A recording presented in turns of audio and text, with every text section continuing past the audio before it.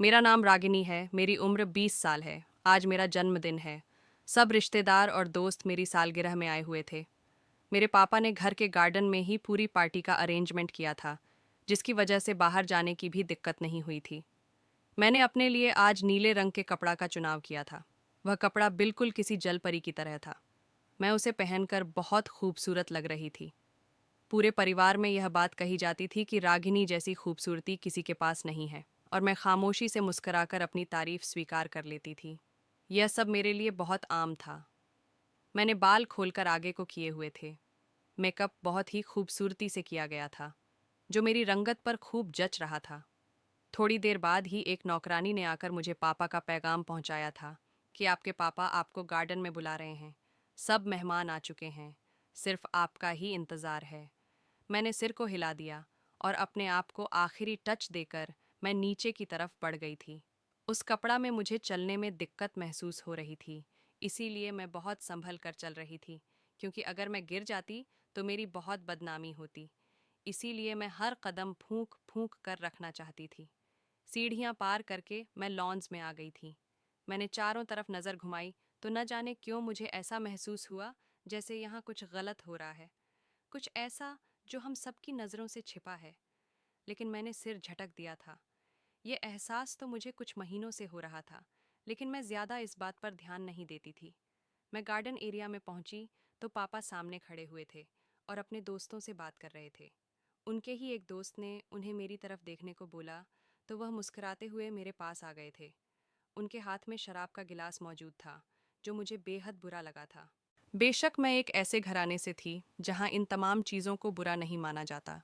हमारे यहाँ यह आम होती हैं, लेकिन मैं अपने परिवार की एकमात्र ऐसी लड़की थी जो शराब से मीलों दूर रहती थी। मुझे न जाने क्यों इसे देखकर ही उबकाई आ जाती थी। पापा मेरे चेहरे के भाव देखकर ही समझ गए थे कि मैं उनके हाथ में मौजूद शराब के गिलास को पसंद नहीं कर रही हूँ। तो उन्होंने रास्ते में आई हुई टेबल पर ही अपना गिलास छोड़ दिया था और मेरे करीब आकर मुझे प्यार से अपने गले लगाया था। सबके बीच उन्होंने मेरे माथे पर मोहब्बत भरा किस दिया था और खुशी से मुझे बर्थडे विश किया था। मैंने उनका हाथ चूम लिया था और उनके सीने से लग गई थी। वह मुझे अपने साथ लगाते हुए केक टेबल के पास लाए थे और एक माइक अपने हाथ में लेकर सबका ध्यान अपनी तरफ लेने लगे थे। मैं अपने पापा को ही देख रही थी जब उन्होंने मेरे लिए गाना गाना शुरू किया था। मैं मुस्करा उठी थी। पापा को गाना गाना बहुत अच्छा लगता था और उनकी आवाज़ भी बहुत अच्छी थी। सब धीरे धीरे तालियां बजाकर उन्हें सराह रहे थे। इसी दौरान मेरी नज़र कोने में खड़े अपने सबसे ख़ास नौकर पर गई थी, जो हमारे घर का सबसे अच्छा नौकर था। मेरे ज़्यादातर काम वही करता था। किशोर की नज़र मेरी तरफ ही थी। न जाने क्यों ऐसा मुझे महसूस हो रहा था, जैसे किशोर मुझे कुछ बताना चाहता है, लेकिन मेहमान और रिश्तेदारों की वजह से वह कुछ नहीं बोल पा रहा। गाना ख़त्म हो जाने के बाद पापा मुझे लेकर टेबल के पास आए थे और केक कटिंग करने का कहने लगे थे। मैंने मुस्कुराते हुए छुरी उठाई थी और केक काट दिया था। सब जगह तालियां गूंज उठी थीं। मैंने पापा को केक खिलाया तो उन्होंने भी मुझे केक खिलाया। अभी हम यही कर रहे थे जब वही नौकर मेरे पास आया और मेरी तरफ एक डब्बा बढ़ाते हुए बोला, साहिब, ये हमारी तरफ से आपके लिए तोहफा है। जो पापा में मग्न थी, अचानक पलटी। किशोर ने आखिर हिम्मत कर ही ली थी। मैंने उसके मामूली से गिफ्ट को देखा। मैं अभी हाथ बढ़ाकर उसका गिफ्ट लेती, इससे पहले ही पापा ने उसके मुंह पर एक जोरदार थप्पड़ मारा, जिससे वह फौरन ही जमीन पर गिर गया। गिफ्ट नीचे गिरता उससे पहले ही मैंने थाम कर उसे टेबल पर रख दिया। पापा उस नौकर को देखते हुए गुस्से से बोले, तुम्हारी हिम्मत कैसे हुई मेरी बेटी को गिफ्ट देने की? तुम 2 टके के नौकर हो और मेरी बेटी को गिफ्ट दोगे? वह और कुछ कहते, इससे पहले मैंने पापा के सीने पर हाथ रखा और उन्हें देखते हुए बोली, कोई बात नहीं पापा, यह तोहफा ही है, मैं ले लेती हूँ।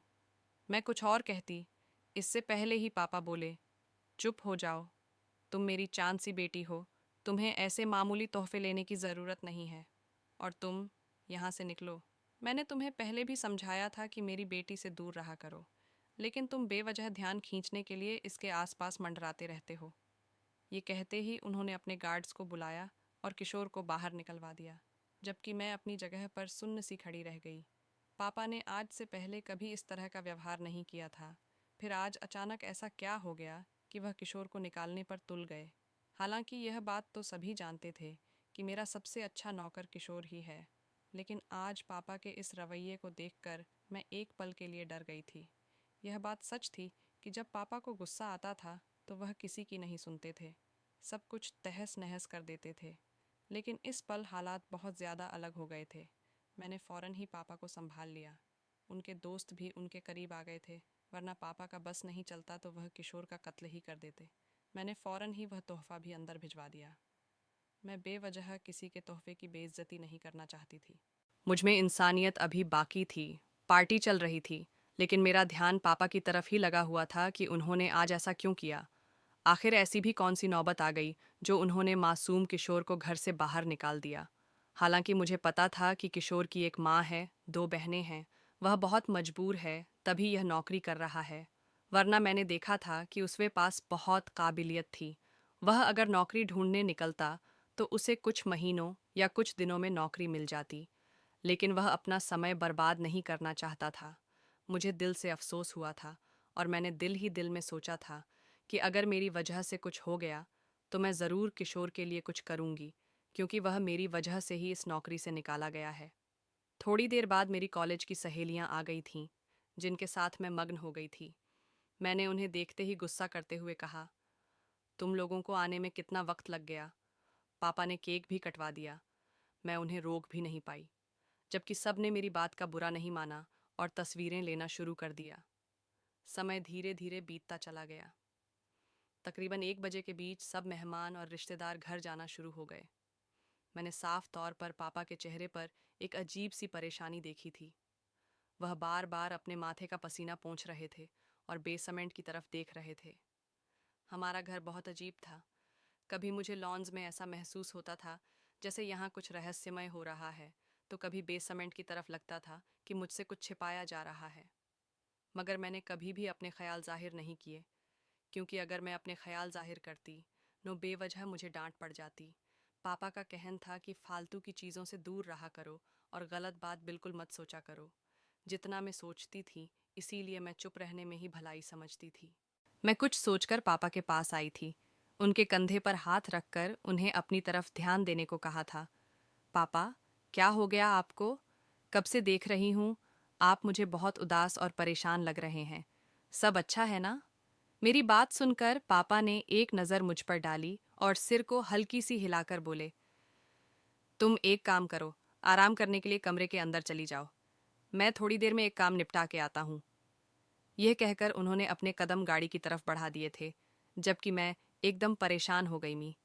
मैं उन्हें आवाज़ देना चाहती थी, लेकिन चुप रह गई। पापा का कहना था कि जब मैं कहीं जा रहा हूँ या किसी काम के लिए निकल रहा हूँ तो कभी भी मुझे पीछे से आवाज़ मत देना, यह अशुभ होता है। मेरे पापा इन सब चीज़ों पर बहुत विश्वास रखते थे, इसलिए मैंने चुप रहने में ही भलाई समझी और चुपचाप ऊपर अपने कमरे में चली गई थी। कमरे में जाकर मैंने अपने कपड़े बदल लिए और बिस्तर पर आराम करने के लिए लेट गई। अभी मैं आंखें बंद करती, उससे पहले ही मेरा मोबाइल बज उठा। रात के 2 बजे का समय हो रहा था और इस वक्त किसी का फ़ोन आना परेशानी की निशानी होती है। पापा भी बाहर थे।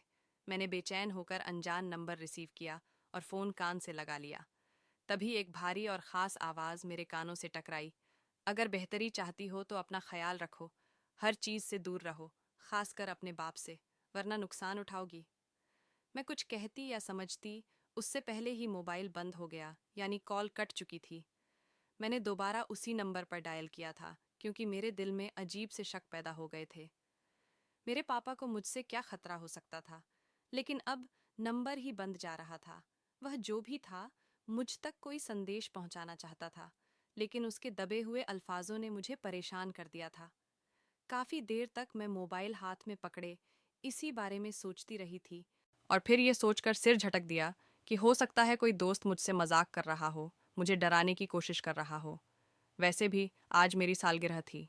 यही सोचकर मैंने अपना ध्यान भटका लिया था, लेकिन दिमाग के किसी कोने में यह बात अटक गई थी कि कुछ असामान्य है। वैसे भी जब से मैंने होश संभालता, तभी से मैं अपने आसपास कुछ न कुछ महसूस करती रहती थी। ऐसा लगता था जैसे मेरे पापा किसी गलत काम में शामिल हैं। जब भी वह अचानक घबरा जाते हैं, आधी रात को घर से निकल जाते हैं और मुझे सब चीज़ों से दूर रखते हैं। कई बार मैं उनके बिजनेस में दखल देने की कोशिश करती थी या उनके ऑफिस आने की जिद करती थी तो वह साफ मना कर देते थे कि कोई ज़रूरत नहीं है, तुम घर पर रहो, तुम्हें वहाँ आने की कोशिश भी नहीं करनी है। मैं वजह पूछती तो वह यही कहते, अभी तुम्हारी उम्र ही क्या है जो तुम बिजनेस में शामिल होना चाहती हो। अभी पढ़ा करो, मौज मस्ती करो, घूमो फिरो, यही तो दी होते हैं एंजॉय करने के। लेकिन मैं सबसे अलग थी। बचपन में ही मम्मी का निधन हो गया था। मेरे अलावा मेरा और कोई भाई बहन नहीं था जिसके साथ मैं खेलती। बस एक अम्मा जी थीं जो हमारे घर की नौकरानी थीं। उनसे ही मेरी बातचीत हो जाती थी। इसके अलावा एक पाप थे और कोई नहीं। मेरी ज़िंदगी में भी सिर्फ दो ही दोस्त थे। इसके अलावा तो बस नाम के ही दोस्त थे जो सिर्फ पार्टी और मेरे स्टेटस की वजह से मेरे करीब आए थे। इन बातों ने मुझे बहुत गंभीर बना दिया था। अकेलापन इंसान को बहुत ज़्यादा समझदार बना देता है। मेरे साथ भी ऐसा ही हुआ था।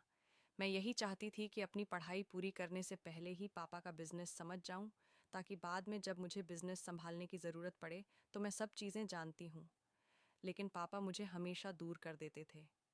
बेशक वह मुझे भरपूर पॉकेट मनी देते थे, कभी मुझे किसी चीज़ का ताना नहीं देते थे, अपनी सिर आंखों पर बिठाते थे। लेकिन मैं भी इंसान थी। मैं भी चाहती थी कि मेरी ज़िंदगी में कुछ अलग हो, थोड़ी जिम्मेदारियां आएं। लेकिन पापा देना ही नहीं चाहते थे। समय धीरे धीरे गुजर रहा था। रात गहरी होती जा रही थी, लेकिन पापा का नाम और निशान नहीं था। मेरे कान पोर्च की तरफ ही लगे हुए थे। मैंने कुछ सोचकर रात के 4 बजे पापा को फ़ोन लगाया था, लेकिन पापा का नंबर बंद जा रहा था। मुझे अचानक से चिंता होने लगी थी कि आखिर पापा कहाँ चले गए। मैंने एक चादर अपने गिर्द लपेटी और बाहर आ गई। सीधा चौकीदार के पास पहुंची, क्योंकि ज़्यादातर उसे ही पता होता था कि पापा कब और कहाँ गए हैं। जब मैं बाहर आई तो मेरी नज़र चौकीदार पर पड़ी। वह सो रहा था। मुझे एकदम शर्मिंदगी का एहसास हुआ। अगर मैं उसके पास जाकर उसे जगाती तो मासूम इंसान की नींद खराब हो जाती। लेकिन मेरे पापा की ज़िंदगी का सवाल था। यही सोचकर मैंने अपने कदम चौकीदार की तरफ बढ़ाए और उसे जगाने लगी थी। वह मेरी पहली आवाज़ पर ही चौंक कर उठ गया था। वह मुझे देखते हुए हैरान भरे लहजे में बोला, जी मैम, बताइए। मैं सो गया था, दरअसल तबीयत थोड़ी ठीक नहीं है। वह टूटे फूटे शब्दों में बोला था। मैंने उसक तरफ देखा और सिर ना में हिलाते हुए बोली, कोई बात नहीं। मुझे ये बताओ कि बाबा कहाँ हैं और कब तक वापस आएंगे। मैं उन्हें फ़ोन कर रही हूँ, लेकिन उनका फ़ोन भी बंद जा रहा है। मुझे बिल्कुल नींद नहीं आ रही, बहुत परेशान हो रही है।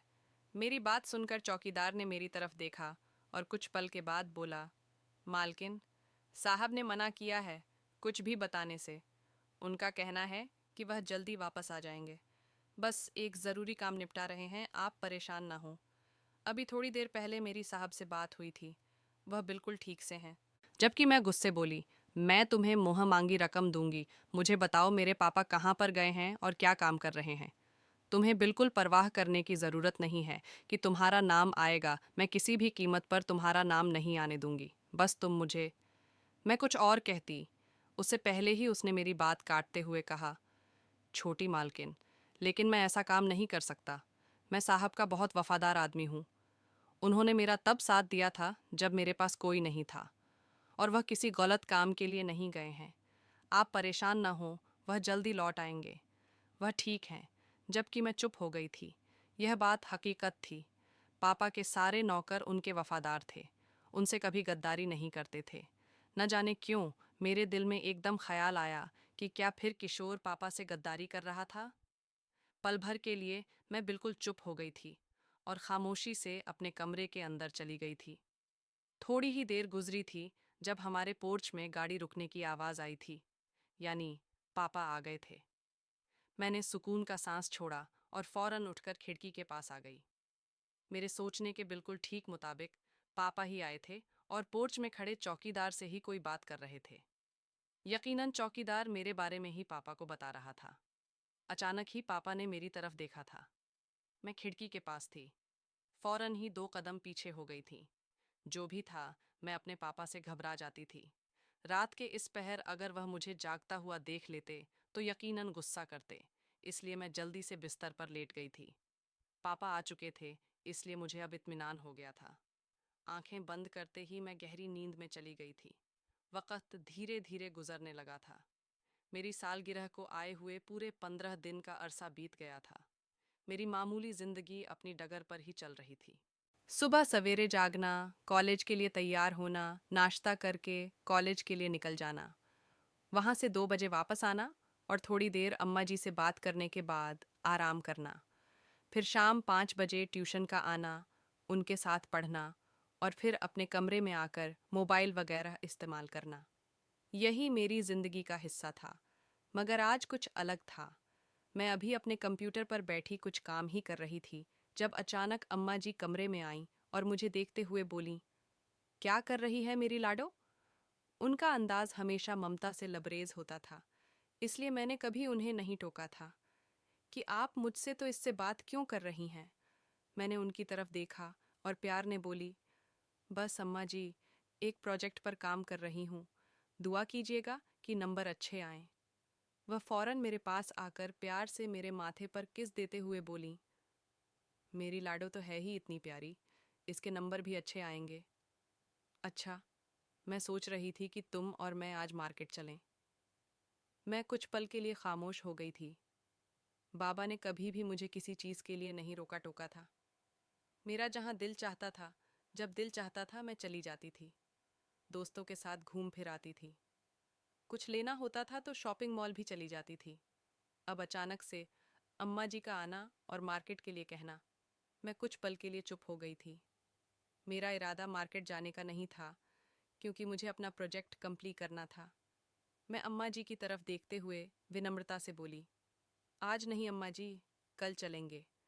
मैं ये प्रोजेक्ट पूरा करना चाहती हूँ, क्योंकि फिर 2 दिन ही मेरे पास होंगे कॉलेज में इसे सबमिट कराने के लिए। मैं कुछ और कहती, उससे पहले ही वह बोल पड़ी, मुझे कुछ नहीं पता, तुम्हारी अंग्रेजी मुझसे मत बोलो, तुम मेरे साथ चल रही हो, बस मैंने कह दिया। मैं बस अपने कपड़े बदलने जा रही हूँ, तुम भी अपना हुलिया ठीक कर लो, वह अधिकार जताते हुए बोली और वहां से चली गई, जबकि मैं अपना सिर थाम कर बैठ गई थी। मुझे अब समझ नहीं आ रहा था कि मैं क्या करूं। मैं अम्मा जी का दिल भी नहीं तोड़ना पाती थी और मेरे लिए प्रोजेक्ट भी बहुत अहम था।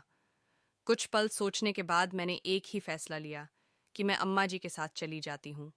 वह इतनी मोहब्बत से मेरे पास आकर बोली थी कि अब उन्हें इनकार करना उनकी बेइज्जती होगी। यही सोचकर मैंने अपना प्रोजेक्ट बंद किया और वॉशरूम जाकर कपड़े बदल लिए। मैंने पिंक कलर की शर्ट और ब्लू जीन्स पहनी थी। मैं बाहर आई तो अम्मा जी सफ़ेद शलवार कमीज में खड़ी मेरी ही इंतज़ार कर रही थीं। मैंने पास जाकर उन्हें चलने के लिए कहा। फौरन ही ड्राइवर ने हमारे लिए दरवाजे खोल दिए। मैं अम्मा जी के साथ पीछे बैठ गई थी और उनकी तरफ देखते हुए बोली, अच्छा, आप बताइए, कहाँ जाना है और क्या खरीदना है आपको? वह फौरन बोली, मैंने अपनी लाडो को तोहफा नहीं दिया था, मुझे साहब ने तनख्वाह इस बार थोड़ी देर से दी है। चलो, मैं तुम्हें तोहफा दिलाऊंगी। हम मार्केट चलते हैं जो घर के करीब है। जबकि मैं उनके प्यार पर बस मुस्कुराई थी और उनकी तरफ देखते हुए बोली, आप ही मेरे लिए इतना बड़ा तोहफा है, मुझे किसी तोहफे की ज़रूरत नहीं है। और रही बात सालगिरह की, तो दिन निकल चुका है, आपको फ़िक्र करने की ज़रूरत नहीं है। मैं कुछ और कहती, उससे पहले ही वह बोलीं, सही बात है, हम तो नौकर हैं, इसलिए तुम हमारा तोहफा नहीं लेना चाहती। किसी और की तरह तुम मेरा तोहफा भी फेंक दोगी। उनकी बात सुनकर मेरा चेहरा लाल हो गया था और मैंने सिरनामे हिलाते हुए कहा, नहीं अम्मा जी, ऐसी कोई बात नहीं है, मैं तो आपकी वजह से बोल रही थी। अच्छा, चलिए, छोड़िए। आपको जो तोहफा दिलाना है मुझे दिला दीजिए, मुझे बहुत खुशी होगी। ये बोलकर मैंने ड्राइवर को आदेश दिया और करीबी मार्केट की तरफ ले जाने के लिए कह दिया। कुछ पल की दूरी के बाद हम मार्केट पहुंच गए थे। अम्मा जी अपनी शॉपिंग में मगन हो गई थीं और मैं अपनी शॉपिंग में। काफ़ी अरसा हो गया था, मैं मार्केट भी नहीं आई थी, इसीलिए मैं मग्न अंदाज में अपने लिए चीज़ें खरीद रही थी। अभी थोड़ी ही देर हुई थी जब मुझे अचानक ऐसा महसूस हुआ जैसे कोई मेरा पीछा कर रहा हो। किसी की नज़रों की तपिश मुझे लगातार अपनी पीठ पर महसूस हो रही थी। मैंने बेमन मुंह घुमाकर देखा, लेकिन कोई भी वहां मौजूद नहीं था। मैंने अपने ख्याल को झटक कर आगे बढ़ गई और अपने लिए चूड़ियां लेने लगी, मगर अचानक किसी ने मेरा नाम लेकर पुकारा। मैंने फौरन पीछे की तरफ देखा। वहां किशोर खड़ा था। उस समय वह ब्लैक पैंट और शर्ट में था और काफ़ी आकर्षक लग रहा था। कुछ पल के लिए तो मैं उसकी शख्सियत को देखकर हैरान रह गई कि वह इतना बदल गया है। मुझे कुछ लम्हे लगे उसे पहचानने में। वरना आम तौर पर मुझे उसे भूलना नहीं चाहिए था, क्योंकि सिर्फ 15 दिन ही हुए थे उसे नौकरी से निकाले हुए। वह मुझे देखते हुए बोला, कैसी हैं मैडम, तबीयत वगैरह ठीक है आपकी? उसका अंदाज बिल्कुल बदला हुआ था। मैंने हैरानी से किशोर को देखा कि वह किस लहजे में मुझसे बात कर रहा था। हालांकि वह मुझे मैडम साहिबा या मालकिन कहता था। मैंने सिर को हल्की झलक दी और उसे देखते हुए बोली, हाँ किशोर, मेरी तबीयत भी ठीक है और हालात भी। तो बताओ, तुम कैसे हो? उस दिन पापा ने तुम्हारे साथ जो भी किया उसके लिए मैं माफ़ी मांगती हूँ। पापा को ऐसा नहीं करना चाहिए था। दरअसल वह थोड़ा। मैं कुछ और कहती, उससे पहले ही वह बोला, काफ़ी दिनों से आपका पीछा कर रहा था, आपसे मिलने की कोशिश कर रहा था, लेकिन हिम्मत नहीं होती थी। आपके साथ गार्ड्स भी होते थे और आप व्यस्त भी रहती थीं। लेकिन आज शायद आप फुर्सत से शॉपिंग करने आई हैं। मैंने सिर को हल्की झलक दी जब वह मेरी तरफ देखते हुए बोला, आपने वह तोहफा खोला जो मैंने आपको दिया था? उसके अचानक सवाल पर मैं झेंप गई। मेरे पास खूब धन दौलत थी, लेकिन इसके बावजूद मैं बहुत साधारण स्वभाव की थी। मैं कभी किसी के साथ बदतमीजी से पेश नहीं आती थी, बल्कि हर किसी को अहमियत देती थी और किसी को कमज़ोर नहीं समझती थी। मैं किशोर को देखते हुए बोली, नहीं, अभी तक मौका नहीं मिला, माफ़ी चाहती हूँ। दरअसल उस समय अफरा तफरी ऐसी हो गई थी कि मुझे मौका ही नहीं मिला। खैर, मैं अभी देखूंगी। तुम परेशान मत हो और इस तोहफ़े के लिए बहुत शुक्रिया। यकीन मानो, मैंने अब तक इस तोहफ़े को संभाल कर रखा है। मैं ज़रूर आज जाकर देखूंगी कि तुमने मुझे क्या दिया है। मैं कुछ और कहती, उससे पहले ही उसने मेरे कंधे पर हाथ रखा और मेरी आंखों में झांकते हुए बोला, आपके लिए बेहतर होगा मैडम कि जल्द से जल्द उस तोहफ़े को देख लें, वरना बहुत देर हो जाएगी। और अगर आपको हकीकत पता चल जाए तो मेरे तोहफ़े के डिब्बे के नीचे एक नंबर होगा, उस पर कॉल कर लेना। बाकी मैं आपके लिए दुआ करूँगा। ये कहते ही वह अचानक नज़रों से ओझल हो गया। मैंने चारों तरफ नज़र दौड़ाई, लेकिन वह भीड़ में कहीं खो गया था। हम जिस मार्केट में आए थे वह मुझे पसंद नहीं थी, मगर मैंने अम्मा जी की खुशी के खातिर यहाँ आने में राहत जानी थी। अचानक अम्मा जी मेरे सामने आ गईं और मेरी तरफ एक शॉपिंग बैग बढ़ाते हुए बोलीं, माफ़ करना, देर से तोहफ़ा दे रही हूँ, लेकिन याद रखना, बहुत दिल से लिया है तुम्हारे लिए। मैंने मुस्कुराकर उनसे वह बैग ले लिया और उन्हें देखते हुए बोली, अगर कुछ और ख़रीदना है तो आप ले लें, पे मैं कर दूंगी। आपको परेशान होने की ज़रूरत नहीं है। वह मुझे देखकर नामे सिर हिलाते हुए मेरा हाथ थाम गईं और मुझे लेकर गाड़ी की तरफ बढ़ गईं। हालांकि मुझे भी दो चार चीज़ें खरीदनी थीं जो मुझे पसंद आई थीं, लेकिन किशोर ने बात ही इस कस्म की कर दी थी कि मेरे दिल में अब जिज्ञासा पैदा हो गई थी कि आखिर उस तोहफे के अंदर ऐसा क्या है जो मेरी ज़िंदगी को बदल देगा, जो मुझे एक बड़े ख़तरे से बचा लेगा। उस डिब्बे के नीचे नंबर, ये सब क्या कहानी थी? मैं इस गुत्थी को अब सुलझा देना चाहती थी, इसीलिए मैं खामोशी से घर की तरफ बढ़ चुकी थी। एक सफ़र के बाद ड्राइवर हमें वापस घर ले आया था। अम्मा जी अपने क्वार्टर आराम करने के लिए चली गई थीं, जबकि मैं फ़ौरन अपने कमरे में आई थी। मुझे बिल्कुल याद नहीं था कि मैंने किशोर का तोहफ़ा कहाँ पर रखा है, इसीलिए मैं पागलों की तरह पूरा कमरा बिखेर चुकी थी, लेकिन उसका तोहफ़ा मुझे कहीं नहीं मिल रहा था। अचानक ही मुझे याद आया था कि मैंने वह तोहफ़ा एक नौकर के जरिए घर के अंदर भेज दिया था। इसीलिए मैं एकदम नौकर को याद करने लगी थी और फ़ौरन ही मेरी आंखें चमक उठी थीं। वह नौकर अम्मा जी की ही रिश्तेदार थी। मैं फ़ौरन नीचे आई थी और रानी को आवाज़ देने लगी थी। मेरी एक दो आवाज़ के बाद ही रानी मेरे सामने किसी बोतल के झिन्न की तरह सामने आ गई थी। मैं उसको देखते हुए सवालिया अंदाज में बोली थी, रानी, मुझे सच सच बताओ, तुमने उस तोहफे का क्या किया था? जबकि मेरे सवाल पर रानी के माथे पर ना समझी के एक्सप्रेशन आए थे और वह मुझे देखते हुए बोली थी, क्या मतलब मैडम साहिबा? मैं आपकी बात नहीं समझ पा रही हूँ। कौन सा तोहफा और मैंने क्या करना है?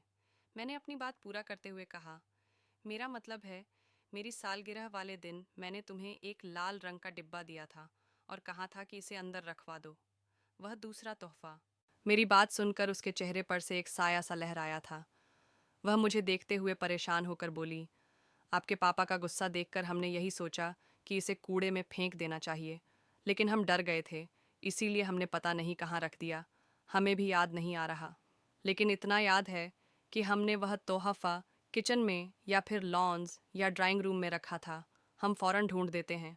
वह बहुत ही सलीके से बोली थी, जबकि मैंने सिर हिलाकर उसके साथ वह तोहफ़ा ढूंढना शुरू कर दिया था।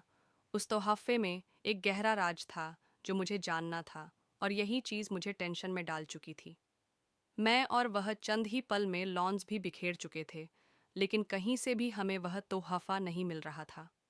मैंने गुस्से से रानी की तरफ देखा, जबकि वह फौरन बोली, बेगम साहिबा, मैं किचन में देखती हूँ, शायद वहाँ हो। और मैं फौरन ही ड्राइंग रूम की तरफ बढ़ गई। मेरे लबों पर बस अब एक ही बात थी कि वह तोहफ़ा मुझे किसी भी कीमत पर मिल जाए। आखिर पता तो चले कि इस तोहफे में ऐसा क्या है जो मेरी जिंदगी बदल सकता है, जो मुझे एक खतरे से दूर कर सकता है। मैं ड्राइंग रूम में ही छान रही थी जब अचानक मुझे एक ड्रॉर में वह तोहफा मिल गया। मैंने फौरन शुक्र का सांस लिया और रानी को मना कर दिया कि अब मत ढूंढो, मुझे मिल चुका है। मैं वहीं बैठकर उस तोहफे को खोलने के बारे में सोच रही थी। वह तोहफा एक मामूली से रैपर में लिपटा हुआ था। एक पल के लिए मेरे दिल में डर भी जागा था कि आखिर इसमें ऐसा क्या है जो मेरी जान बचा सकता है, जो मुझे एक खतरे से दूर कर सकता है। यही बातें मुझे अजीब कश्मकश में डाल रही थीं। चंद पल वहीं बैठकर उस बंद तोहफे को देखती रही और फिर कुछ सोचकर अपने कमरे की तरफ बढ़ गई। यहाँ पर पापा का कोई कैमरा भी हो सकता था। उसके अल्फाजों से साफ जाहिर था कि जो भी मामला है वह पापा से ही जुड़ता है। इसीलिए मैं अपने कमरे में आ गई और बिस्तर पर बैठकर मैंने वह रैपर खोलकर एक तरफ रख दिया। मेरा दिल जोर जोर से धड़क रहा था, और जैसे ही मैंने वह डिब्बा खोला, उसके अंदर एक खत मौजूद था। मेरे माथे पर बल आए। आखिर इस खत के अंदर क्या है? और फिर जब मैंने वह खत निकालकर पढ़ना शुरू किया तो मेरे कदमों तले जमीन निकल गई। ऐसा लग रहा था जैसे आसमान मेरे सिर पर आ गिरा हो। मेरी रूह तक कांप गई। कुछ सोचकर मैं अपनी जगह से खड़ी हुई। मैंने वह डिब्बा अपने हाथ में ही ले रखा था, क्योंकि मुझे याद था कि उसने कहा था, इस डिब्बे के पीछे एक नंबर मौजूद है। मैं वह डिब्बा हाथ में थाम कर नीचे आई थी। जो भी मामला था, लॉन्स और बेसमेंट का ही था। मुझे इन दोनों जगहों पर ही शक था, और इस खत में भी इन दो जगहों का ही जिक्र किया गया था। मैं लॉन्स के कदरे कोने वाले हिस्से में आ गई, और जब मैंने अपना पांव जोर जोर से कोने वाले फर्श पर मारा तो मुझे लोहे की आवाज़ आना शुरू हो गई। मैंने सब कुछ सोचकर आंखें बंद कर लीं। मुझे अपने बाप से इस हरकत की बिल्कुल उम्मीद नहीं थी। मैं अभी इस जगह को खोलकर नहीं देख सकती थी, क्योंकि मेरे आसपास बहुत से नौकर मौजूद थे। मेरा इरादा अब बेसमेंट की तरफ जाने का था, लेकिन मैं अभी दिन के वक्त नहीं जा सकती थी, क्योंकि सब जाग रहे थे और मैं नज़रों में आ सकती थी। इसीलिए मैं अपने कमरे में आकर बैठ गई थी। मैंने अपना सिर थाम लिया था। उस खत के अंदर लिखा हुआ था, मैं किशोर हूँ, लेकिन मैं एक खुफिया एजेंसी से आया हूँ आपकी मदद करने के लिए। हम आपके बाप के खिलाफ सबूत इकट्ठा कर रहे हैं। इसीलिए मुझे फ़ौरन ही आपके यहाँ बतौर नौकर भेजा गया, जिसे आपके पापा ने चुना था। हमने उसे रास्ते से ही हटा दिया था, यानी उसे ख़त्म नहीं किया, मगर उसे समझाकर दूसरी नौकरी दिला दी थी। उसकी जगह मैं आ गया था। आपके पापा के साथ रहने की कोशिश करने लगा था। तब कहीं जाकर मुझे सारा मामला समझ आया। दरअसल आप अपने बाप की संतान नहीं हैं। आपको गोद लिया गया है। आपके पापा कभी बाप बन ही नहीं सकते थे। इसीलिए उन्होंने अपनी झूठी पहचान बनाने के लिए आपको अपनी बेटी बना लिया। आपके पापा का काम बहुत ही खतरनाक है। वह लोग अगवा करते हैं, खासकर लड़कियां, और फिर उनके अंग निकालकर आगे बेच देते हैं। ज़्यादातर लड़कियां बेसमेंट में होती हैं, और जब उनका कत्ल हो जाता है तब उन्हें दफना दिया जाता है। और ज़्यादातर लड़कियों को आपके लॉन्स के उस कोने में मौजूद एक जगह पर फेंक दिया जाता है, जो बिल्कुल एक टैंक की तरह अंदर की तरफ बना हुआ है, ताकि न किसी को पता चले और न ही कोई सबूत मिले। अगर आप मेरा साथ देना चाहते हैं और अपने बाप को बेनकाब करना चाहती हैं तो मेरे इस नंबर पर कॉल कर लीजिएगा। मुझे आपकी ज़रूरत पड़ेगी, क्योंकि अगर आप अपने बाप को बेनकाब नहीं करेंगी तो कुछ दिनों बाद आपका सौदा भी हो जाएगा। आप जब पार्टी में गई थीं तब ज़्यादातर क्लाइंट बाहर से आए थे। उन सब के सामने आपको ले जाया गया था ताकि वे लोग आपको पसंद कर लें। आपको मारा नहीं जाएगा, न ही आपके अंग निकाल कर बेचे जाएंगे, बल्कि आपको बदजात जगह भेज दिया जाएगा ताकि आपके शरीर का इस्तेमाल करके अमीर आदमी लज्जत हासिल कर सके। दुनिया में यही मशहूर है कि आप राजवीर खुराना की बेटी हैं, मगर यह सच्चाई नहीं है। अगर आपको यकीन नहीं है तो आप अपना डीएनए टेस्ट भी करवा सकती हैं। ये बातें मेरा दिमाग बंद करने के लिए काफ़ी थीं। सबसे पहले मैं बेसमेंट चेक करना चाहती थी, इसके बाद ही मैं आगे बढ़ती। किशोर की बात सही थी। पार्टी के दौरान मुझे कई बार अपने वजूद पर गहरी निगाहें महसूस हुई थीं, लेकिन मैं हमेशा अपना सिर झटक दिया करती थी कि नहीं, ऐसा कुछ नहीं है। ये सब मेरी गलतफहमी है। मैंने जो कपड़ा पहना हुआ है, शायद इसी वजह से सब मुझे देख रहे हैं। मगर कुछ तो अलग था, और अब लॉन्स के अंदर उस जगह से आवाज़ आना इस बात की निशानी थी कि पापा कुछ तो कर रहे हैं। अब रात धीरे धीरे गुजरती चली गई थी। जैसे ही शाम के साए ढले, तमाम मुलाजिम अपने क्वार्टर चले गए थे। सिर्फ एक चौकीदार और कुछ गार्ड ही मौजूद थे, जिनका ध्यान बेसमेंट की तरफ बिल्कुल नहीं था। मैंने बहुत एहतियात के साथ करीब 12 बजे के बीच अपने कमरे से निकलकर बेसमेंट की तरफ रुख किया। मुझे बस एक ही डर था कि कोई मेरी तरफ मुतवज्जा ना हो जाए। मेरे लबों पर सिर्फ एक दुआ थी कि पापा भी ना आए, क्योंकि अगर मुझे इस वक्त कोई देख लेता तो मेरे लिए बहुत बड़ी मुश्किल पैदा हो सकती थी। मैंने बहुत एहतियात से वह रास्ता पार कर ही लिया। जब मैं बेसमेंट के करीब आकर उसके दरवाजे को देख रही थी, तो चंद सेकंड के लिए मैं अपनी जगह पर खामोशी से खड़ी रही।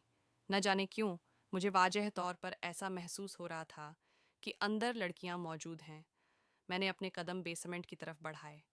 मैं बार बार पीछे मुड़कर भी देख रही थी, कह कोई मुझे न देखे। और जब मैंने दरवाज़ा खोलने की कोशिश की, तो दरवाज़ा बड़े ताले से बंद कर दिया गया था। मेरी नज़र बार बार पीछे की तरफ जा रही थी, क्योंकि मुझे ये डर लगा था कि बाबा ने अगर अंदर लड़कियां रखी होंगी तो वो यहाँ से गाफिल नहीं हो सकते।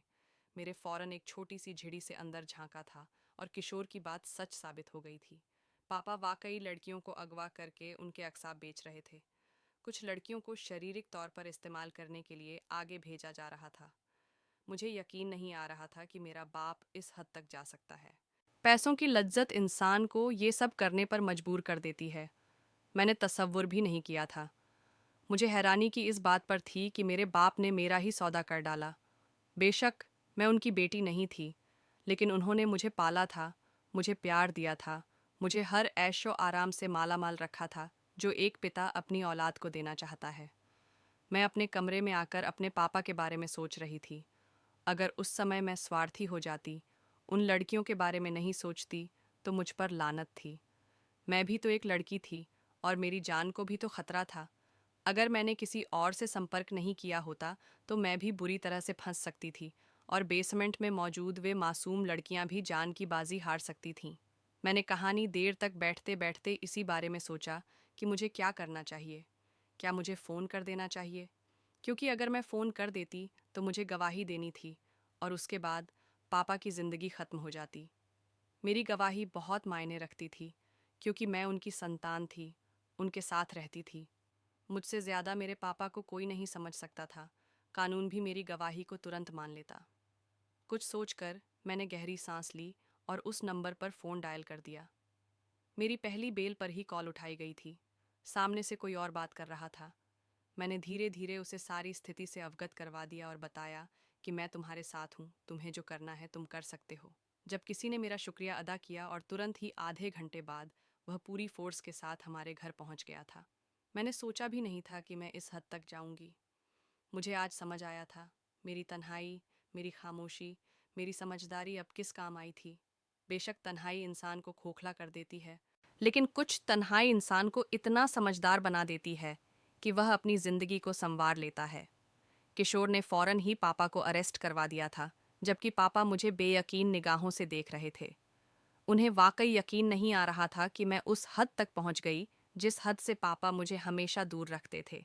फौरन ही उन्हें जेल कर दिया गया था, और जब मैंने गवाही दी तो उनकी जिंदगी खत्म हो गई थी। उन्हें फांसी के फंदे पर चढ़ा दिया गया था। पापा का ज्यादातर पैसा हराम का था, इसीलिए उन सभी पैसों को भी मैंने चैरिटी में दे दिया था, क्योंकि पापा के बाद उनकी वारिस मैं ही थी। मैंने बस हौसला के मुताबिक अपने पास पैसा रखा था, और उससे कारोबार शुरू किया था, और दिल लगाकर उसमें मेहनत करने लगी थी। कभी कभी मुझे मेरा पापा याद आता है, लेकिन जब उनकी हरकतें याद आती हैं तो मेरा दिल फटने के करीब आ जाता है, क्योंकि उन्होंने जो किया था उसकी माफ़ी नहीं थी। उनके साथ यही होना चाहिए था। दोस्तों, उम्मीद करती हूँ आपको हमारी कहानी पसंद आई होगी। कहानी पसंद आई है तो वीडियो को लाइक करें, चैनल पर नए हैं तो चैनल को सब्सक्राइब करें, और हाँ, नोटिफिकेशन बेल को ज़रूर दबाएं ताकि अगली अपडेट सबसे पहले आपको मिले।